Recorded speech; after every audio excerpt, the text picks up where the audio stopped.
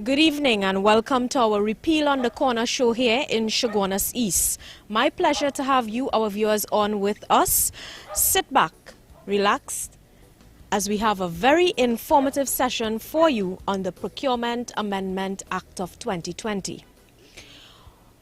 Over the last week, we have been in Chaguanas East, hosting the Meet Me on the Repeal Corner, where we are meeting with persons who are indeed following the issues facing this country, understanding very well those issues, and the importance of repealing the Procurement Amendment Act of 2020, whilst some are very inquisitive in understanding the piece of legislation a little more. So here we are today. Our first speaker will give a brief overview on what the Procurement Amendment Act of 2020 really is. Let us welcome our first speaker, Senator Ganty Luchmidial. Hi, good day. I am Opposition Senator Ganty Luchmidial. In my capacity as a senator and also in my capacity as an attorney, I've taken the time to study many pieces of legislation, including the Public Procurement and Disposal of Public Property Act 2015, or as we call it, the Procurement Law.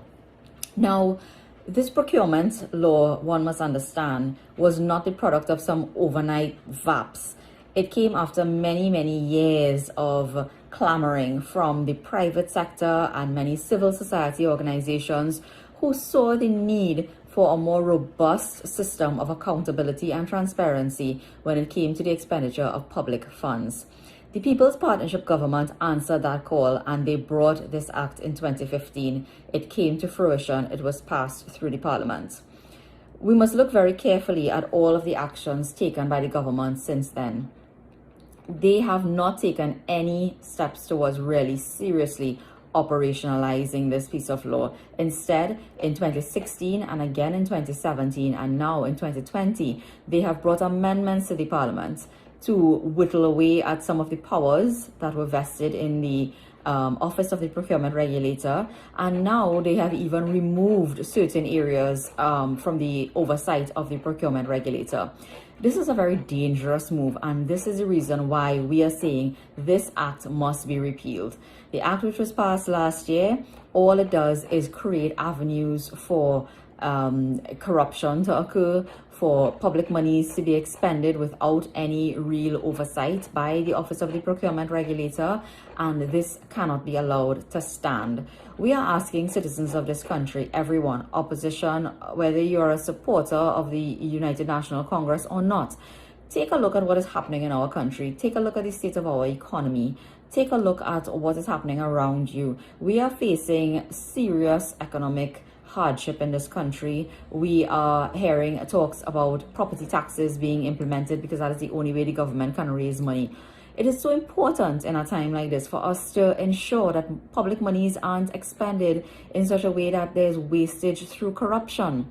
And this is why you have laws in place like the procurement law. You want to make sure that every time taxpayers' dollars are spent on the procurement of goods and services, and goods and services could be anything that the government, that the state must buy using the taxpayers' money.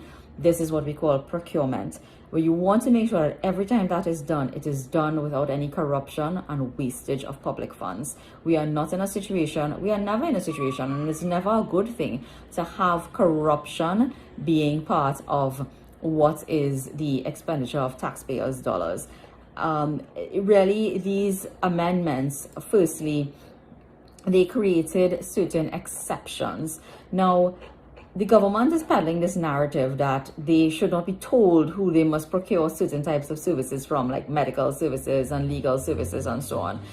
That, again, is just complete public relations stunts. The government very well knows that what the Public Procurement Act does is subject these transactions to oversight. So no one is telling the government that in the case of a medical emergency or in the case of legal services that you must go to the lowest bidder or you must take time to solicit quotations from different people and analyze them and then decide and go with the lowest bidder, or they must not tell you who you must go with so that you end up with someone who you're conflicted with.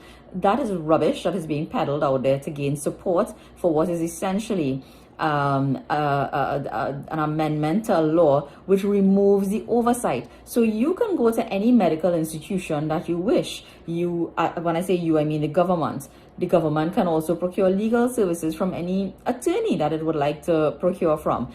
But what is important is that the Office of the Procurement Regulator, an independent body set up by the law, must be able to exercise oversight and examine the transaction to see whether there was corruption in the form of kickbacks, corruption in the form of overbilling, corruption in the form of someone having an advantage over another bidder.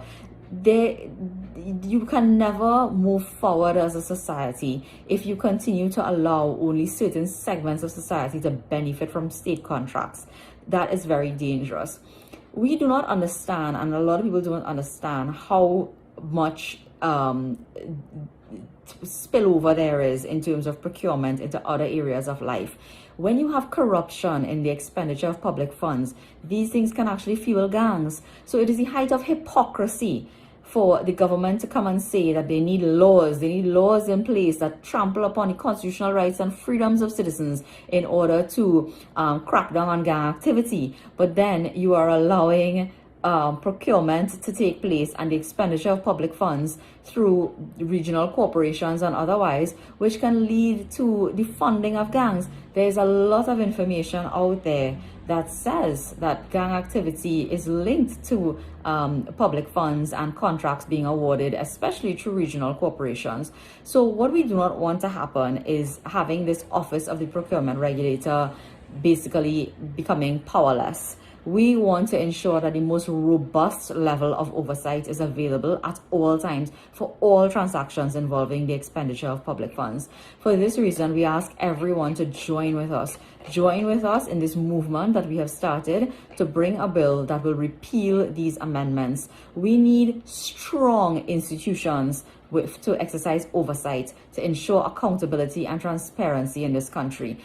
All our independent institutions cannot be whittled away and made powerless. We are seeing that happening far too much in this country at the moment, and it is a danger to our democracy. It is a danger to our freedom as a country, and we must stand up and say enough is enough, and let us take a stand against this. We are at a point in time in this country right now even where we are looking at NP gas stations, the heritage, the former petroleum refinery at Pointe-a-Pierre, the Port of Spain, and maybe even Wassa. All of these state assets could be sold and may be sold. Heritage, we know the refinery is one that is up for sale. Do we want these things to take place without proper oversight and accountability? That is what you must ask yourself. That is what it means. So do not get caught up with the technicalities and the big talk that the government will peddle about. They need to get into government-to-government arrangements. Let me tell you something about government-to-government arrangements. Not all governments are the types of governments you want to be doing business with. So just because you're doing business with another government doesn't mean that you can spend taxpayers' dollars as you please. There must be oversight, there must be accountability, there must be some measure of propriety in these transactions. You cannot simply show up somewhere and decide that I am going to enter into arrangement with another government and I'm going to spend the public's money in order to do so. And I do not want anybody examining whether or not this transaction is a proper transaction or not.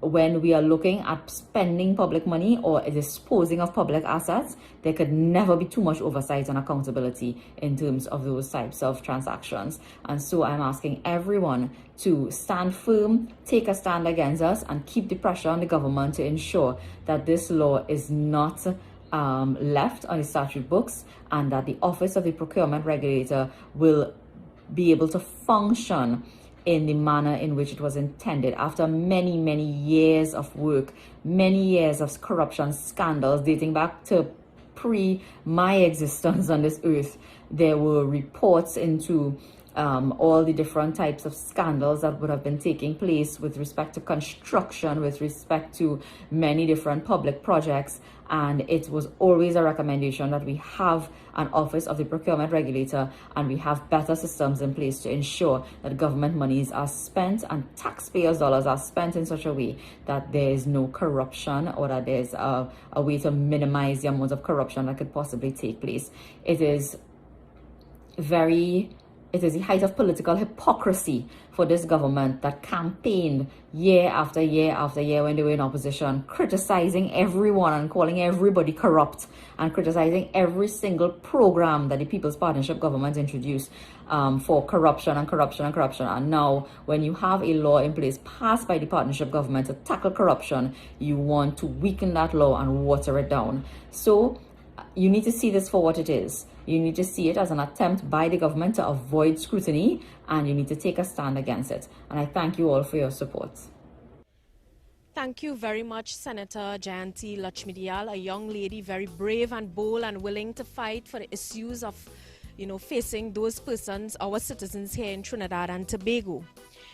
When we speak repeal the procurement legislation of 2020, we have to ask ourselves a few questions.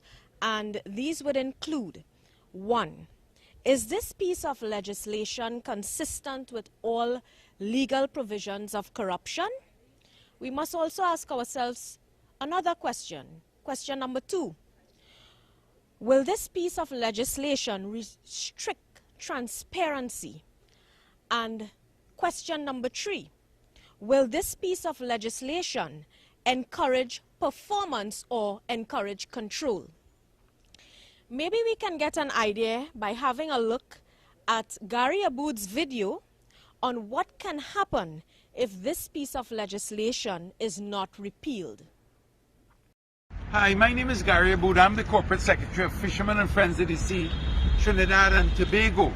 We were in support of the procurement legislation because the Tenders Act never protected the Treasury. And after 60 years, the country is bankrupt. So the procurement legislation presented a solution to stop the criminality of our parliamentarians, of our governments and our ministers with kickbacks and slidebacks and greasebacks.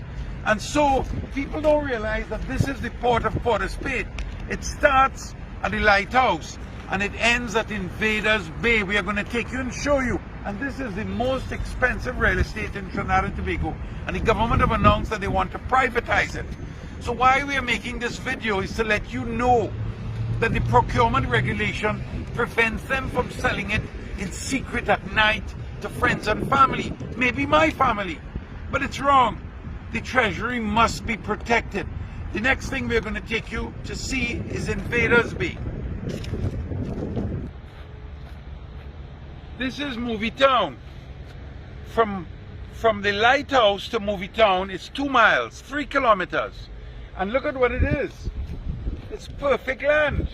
You could put anything you want, apartments, resorts, anything. It's the most valuable land in Trinidad and Tobago, and we are privatizing it. But we need to protect the Treasury. This is our asset base. Invaders Bay is the most expensive land in Trinidad and Tobago. Last week they advertised it. Who is protecting us if the procurement regulation allows them to sell it in the night, in secret, at any price? There's no transparency, no accountability. The procurement regulation must be reinstated to allow the procurement regulator to do his job. This is another example. Here you see China Railway Construction, and they put Caribbean. What is Caribbean? A joint venture. What is joint venture? So that they are giving our land. The Rowley government have amended the Procurement Act to allow what they call government-to-government arrangements to be secret. But it's a very vague term because China Railway Construction is a privately owned Chinese company. But here you see they come and they put a sign that they have a joint venture. And then they're given prime real estate and prime state assets, and there's no oversight. There's nobody, a third party independent, looking on to say that is fair value, that is reasonable. So how can they get this land opposite West Mall to put up a Chinese architecture design building and put up a sign saying that it's joint venture? So why the people of Trinidad and Tobago are not being protected? Why is the secrecy? What is the motive behind Dr. Rowley keeping secrets from the public when he's selling what we own? What we own, it's ours. And they're giving it away like thieves in the night, like they've done for the past 60 years since Dr. Eric Williams. And people are afraid to talk. This is our country. There's nowhere for us to go. We can't go back to India and Africa and China and Syria. There's no place for us there. But what we own, they're giving away without procurement. So what we are asking is that the Rowley government must immediately return to Parliament, because we are not going to stop. If it costs us our lives, we are not going to stop. For 60 years, they've raided the Treasury. They've raided the Treasury and left the country bankrupt. Now we have an opportunity to protect the Treasury. Please, please, Dr. Rowley, please. You cannot defraud an entire nation and allow its defrauding. It's wrong.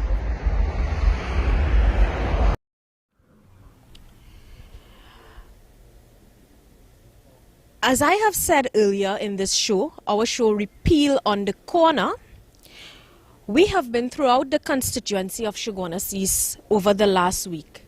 And the response of persons are that they are fed up of Prime Minister Rowley's dictatorship style. Can you imagine, in 4 days, we have collected 2,000 signatures during 2-hour periods? Have a look now as we share with you our week in review on Repeal the Procurement Act of 2020, Repeal on the Corner.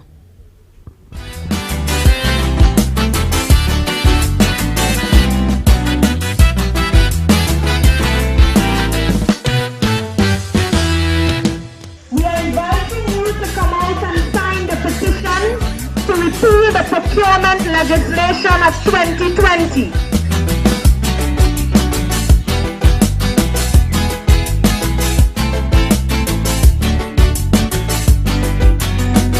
Sign the petition.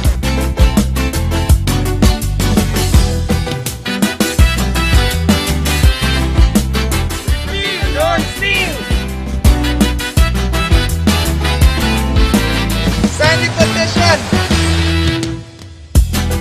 Sign the petition. Sign the petition to repeal the Procurement Amendment Act of 2020. Repeal, don't steal!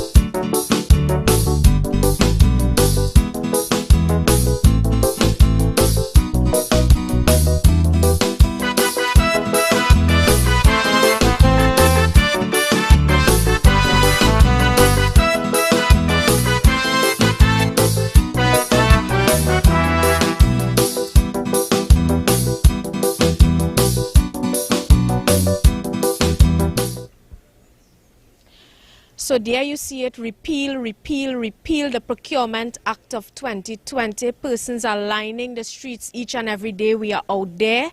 Persons are also lining here this evening to sign the petition. As we move on, any citizen will understand that when governance goes haywire, the vulnerable is affected most. Our next speaker will give you an insight on the impact, the social impact of the Procurement Amendment of 2020. Let us welcome our next speaker, Senator Anil Roberts. Corruption removes resources from the people. When you start off with a Prime Minister like Keith Christopher Rowley, who does not even like people to begin with, he does not like any form or fashion of people other than those who have money, who can enrich themselves and enrich himself. He came into government since he learned about the governance structure and the constitution of Trinidad and Tobago way back in the 70s, but really in 1986 and after, where he saw the awesome power of the Prime Minister. He always coveted that position in order to be there, to make decisions, to control the entire treasury of Trinidad and Tobago. Keith Christopher Rowley has no heart, no compassion, no desire to be a Prime Minister for the people. When you start with that human being in a position of power like the Prime Minister of Trinidad and Tobago, you know that poor people are going to suffer. Social program safety net will suffer. You have seen it for yourself in his first 5 years and now into his 6th year. He cut everything that Kamla Persad-Bissessar instituted to assist people, whether it's baby milk grant, school feeding, cut textbooks, did not build a school, cut sports budget, cut PAN, cut Calypso, cut funding to MIC, NESC centers, cut education, cut gate in half from Fazal Karim up at 800 million down to 400 million, cut funding to UTT, cut funding to differently able school grants where children could go to school. Half the population of differently able children now cannot go to school. You start with that. Understand that under Kamla Persad-Bissessar, there was the Central Tenders Board Act before she laid in Parliament the procurement legislation. Also, there were Ministry of Finance procurement rules. Since Keith Christopher Rowley has come into power, they have ignored the Central Tenders Board Act completely. They have now laid and gutted and pretended that they were waiting for regulations from the Minister of Dwen, Minister Colm Imbert, and now they have come to Parliament brazen and bold-faced to gut the legislation that Kamla Persad-Bissessar left there. But what has Keith Christopher Rowley done? He has taken corporate governance back to a level of pre-colonial days. He and his ministers have, number one, put interlocking directorships on boards. You have a man like Noel Garcia, who is in charge of UDCOT and HDC, currently in charge of construction of airport, hospital, health centers, community centers, fire station, police station, sporting stadium, the Red House, the President's house, the Prime Minister's residence in Tobago, and every single house being built in Trinidad and Tobago. This is one human being, one man. When Kamla Persad-Bissessar was in charge, she said, and all of you know it, but the media did not promote it and did not disseminate that information so the wider population will understand. She said, one man, one woman to one board, one chairman to one board. Rowley has chairman and people on 10 different boards across the board. There was a lady called Ingrid Lashley who was the CEO at one of the mortgage finance companies. Kamla Persad-Bissessar and the cabinet agreed to give people a 2% loan so that they could buy houses because houses were coming out of range. The applications at HDC were reaching 145, 150,000. This woman refused to implement under Vasant Bharat the 2% loan, but after 2015, when election was done and stolen with an extra hour given to the PNM to go and pull out their votes while the UNC did not know about it. When the election was stolen, this same Ingrid Lashley was put by Rowley on 8 different PNM boards. Kamla Persad-Bissessar said no minister's family on any boards. So my brother, my family could not even go on Stephen Kadi's board or on Rudal Munilal board, on Tim Bissing board. She said she wanted proper corporate governance. When there was procurement under the UNC in the partnership, there were advertisements, tender committee, evaluation committee, public servants. Keith Christopher Rowley, in his first incarnation as Prime Minister after coming there and lying on email gate, what did he do? He created the phenomenon that ministers were procuring. They created the fiasco on the Sea Bridge by sending home the Canadians, shutting down the Express and the Spirit, putting people on barge, creating an emergency, then producing bridgemans with a former permanent secretary of the Ministry of Finance approving bridgemans who could not even qualify under the Finance Ministry rules to even offer a bid to supply the government with dinner mints, far less for vessels. This Alison due diligence, PNM Permanent Secretary, went as the chairperson of the PNM Port Authority and approved that. Rowley says crooked money, but Rowley approves the Charter Party Agreement on the phone, then creates a calamity and decides to eliminate the board, scuttle the third tender in a row, and then he decides that his ministers will procure, a ministerial subcommittee will procure vessels. And the media said, okay. The population didn't understand. It is madness. The general principle of corporate governance and procurement is the decision makers must stay far away from the suppliers in order for there to be a reduced incidence or opportunity for corruption. Rowley, then, that wasn't good enough for them. He told them to lease a fast ferry. They buy the Galleons ferry, as the Galleons passage, a slow ferry, and then tell us it's for the Toco port that air bill, and we buy that. In Trinidad and Tobago, it's amazing the kind of fairy tales that pass for procurement. Then he wasn't good enough for him. He decided that the calamity was great enough that he and his super minister Smallpin could go to Australia, meet with CEOs, shake their hands, tell them, hey, make bids. They bring the bids and hand it to the same minister who went and met with them, who drank scotch and eat strips with them, and shrimps. They then open the bids. The minister said his ministerial committee calls one of the companies, tells them that the bid is too high. They lower the bid, and then the cabinet gives 1-1 to Incat and Hostal. And by the way, they purchased 2 Cutlass ferries that the Coast Guard never requested in the first place. This is the lack of procurement. Now that they've gutted the procurement, now that they've set the bar so low, now that the media has allowed Rowley to spend your money as he wants, he wanted to spend $7 billion on Sanders by telling you who better to spend it than me. I was liming with Butch, I love Butch, and I want Butch to build hotels, so I'm going to take the taxpayers' money and build it. Procurement legislation that has been gutted means it's legalized thieving. Rowley and his government has told the Caribbean, had told you, the population, left foot, right foot. Thank you very much. We are now legitimizing and legalizing thieving. Well done. All you keep voting race, that's what you will get. Bless. Thank you very much, Senator Anil Roberts, someone who is not afraid to speak out on what's happening in our country, Trinidad and Tobago. Friends all, that brings us to a wrap here in the constituency of Chaguanas East, the Repeal Corner.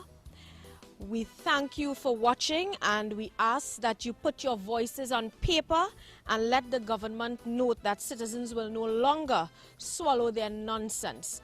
We will be on the streets again this coming week at different corners here in our constituency, where you can meet us and sign the petition to repeal the Procurement Amendment Act of 2020.